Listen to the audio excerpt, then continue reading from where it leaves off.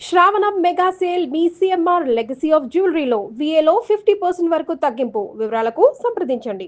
నమస్తే అమ్మా. నమస్తే అమ్మా. పోలాల అమావాస్య వస్తుంది కదా, మరి ఉమ్. ఈ రోజు ప్రత్యేకత గురించి తెలుసుకుందాం. ఒకసారి గుర్తు చేసుకుందాం. ఈ పోలామా అని కూడా అంటారు దీన్ని. అంటే ఎక్కడికైనా వెళ్దామనా? పోలా, పోదా కాదు, పోలా. పోలామా. ఉమ్, అమా అంటే అమావాస్యకి అమా అనే ఉంది. పేరు. ఓకే. పోలా అంటే బాగా కడుపు నిండా తిని విశ్రాంతి తీసుకుంటూ నెమరు వేస్తూ ఉన్నటువంటి వృషభానికి పోలా అని పేరు. ఓ. ఉహు. అంటే కడుపు నిండా తిని ఉండాలి, హాయిగా. హాయిగా తిని నెమరు వేసుకుంటూ ఉండాలి. ఉమ్, వృషభం అంటే ఎద్దు కాదు, ఉమ్, వృషభం వీరు.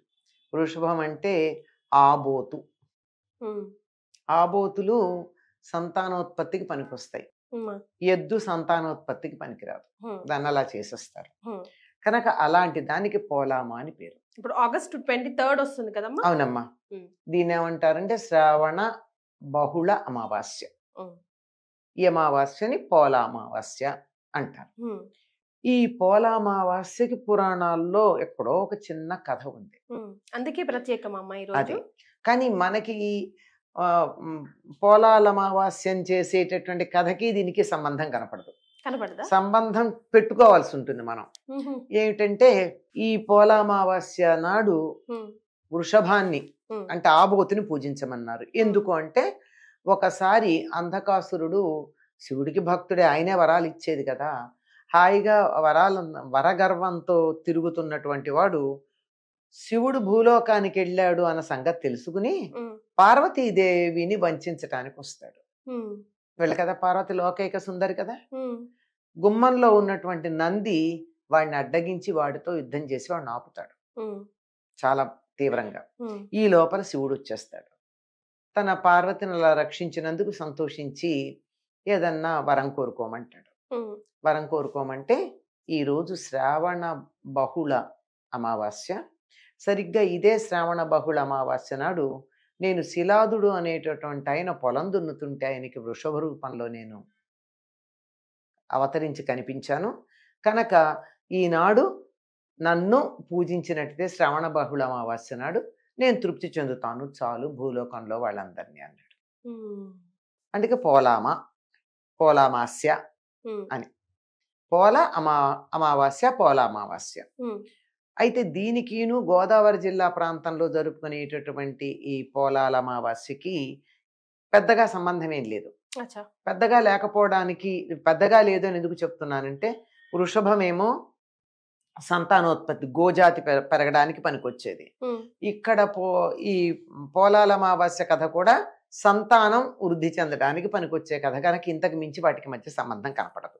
అమ్మా. ఇది ఏమిటంటే ఈ శ్రావణ బహుళ అమావాస్య నాడు ఉమ్, అందరూ పోలేరమ్మని పూజిస్తారు. ఉమ్, ఆవిడ్ని పూజించటం వల్ల సంతానం కలుగుతుందని, కలిగిన సంతానం ఆరోగ్యంగా ఉంటుందని. ఉమ్, పోలేరమ్మ అంటే ఎవరు?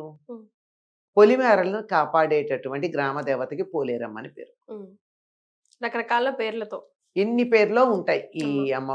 ఈ గ్రామ దేవతలందరూ ఆ గంగాదేవి యొక్క అంశాలుగా చెప్తారు. అది గంగానమ్మ అన్న పేరే ఎక్కువగా కనపడుతూ ఉంటుంది. ఉమ్, పొలిమేరల్ని కాపలా కాస్తూ బయట నుంచి ఎవరు లోపలికి రాకుండా, ఏ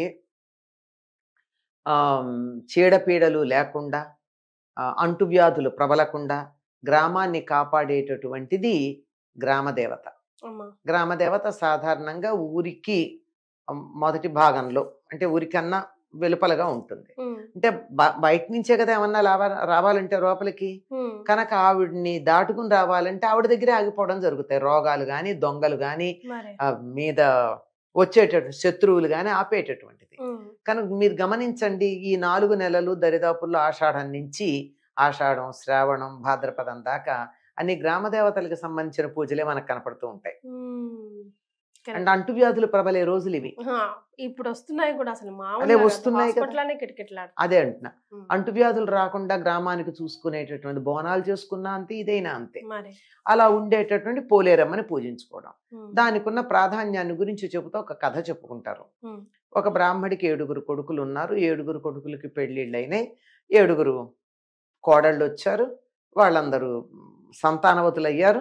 మరి కానీ 7వ కోడల దగ్గరకు వచ్చేటప్పటికి ప్రతి ఏటా ఉమ్, ఒక కొడుకును కనడం.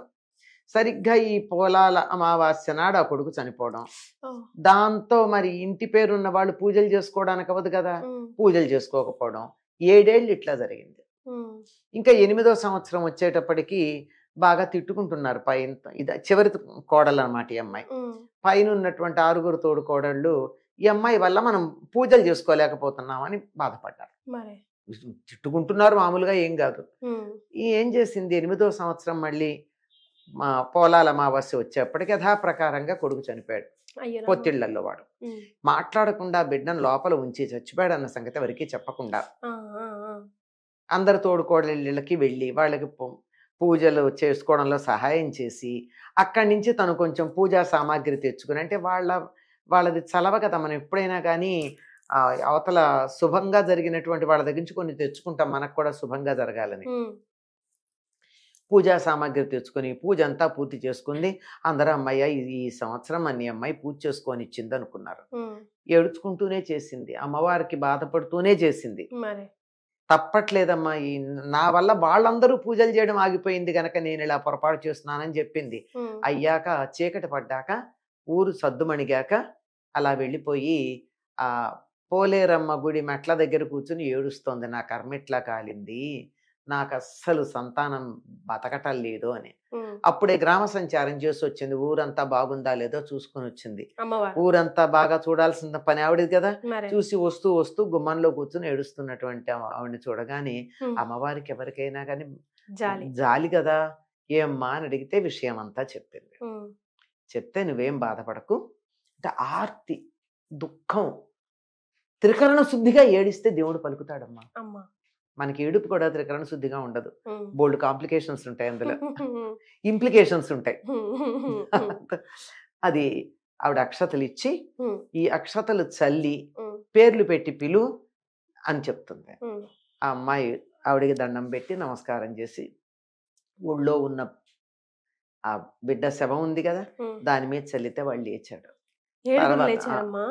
ఆ వాడు లేచాడు. ఆ తర్వాత ఎందుకు? వెళ్ళి ఎక్కడైతే తను ఈ 7 పిల్లల్ని పాతి పెట్టిందో వాళ్ళందరి దగ్గర పేరు పెట్టి పిలిచి చాలా మంది ఉమ్, పేరు పెట్టి పిలిచి అక్కడికి వెళ్ళి అక్షతలు చల్లింది. ఉమ్, 7 కూడా బతికారు. ఈ ఉమ్, 8 మంది పిల్లల్ని తీసుకుని ఊళ్ళోకి వచ్చింది అమ్మాయి. ఉమ్, ఊళ్ళోకి వచ్చి జరిగిన వృత్తాంతం చెప్పింది. అందరూ సంతోషించి అమ్మవారికి మరింత వైభవంగా పూజలు చేయడం మొదలు పెట్టారు అని చెప్తారు. ఇది కథమ్మ. ఉమ్, దీనికి ఏం చేస్తారంటే కంద పిలకని పూజ చేస్తారు. ఉహుం. ఏంటో అమ్మ దానికి దీనికి సంబంధం? కంద అంటే తెలుసు కదమ్మా. ఆ కందకి పిలక ఇప్పుడే వస్తాయి, మొక్కలు వస్తాయి. ఉమ్, వచ్చేప్పుడు ఒక ఆకు వచ్చిందంటే ఎట్లా ఉంటుందో తెలుసా? ఉమ్, ఒక్క ఆకు గొడుగులాగా ఉంటుంది ఉమ్, కంద. ఉమ్, కంద ఏది ఉందో దానికి ఎంత బాగుంటుందో, ఇలా గొడుగులాగా భలే అందంగా ఉంటుంది. ఉమ్, అలాంటి అప్పుడే గొడుగు వచ్చినట్టు కంద పిలకని పెట్టి అక్కడ పూజ చేస్తారు. ఉమ్, కంద పిలక పూజ అని కూడా అంటారు దీన్ని. ఉమ్, కందకున్న లక్షణం ఏమిటంటే బాగా అభివృద్ధి చెందడం.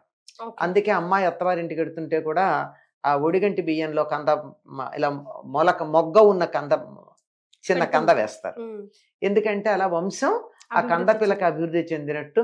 ఒక్క కంద నేలలో ఉన్న కంద గనక ఒకటి ఉన్నట్టయితే అనేక పిలకలు వేసి అది చాలా అభివృద్ధి చెందుతుంది అని. ఉమ్, అందుకని సంతానాభివృద్ధికి సంకేతంగా ఈరోజు కంద పిలకను పూజ చేస్తారు. ఆ, చెయ్యాలి, మంచిది. చేస్తారు. ఆ పోలేరమ్మ కథ చెప్పుకుంటారు. రైట్. చాలా సంతోషం అమ్మ, ధన్యవాదాలు.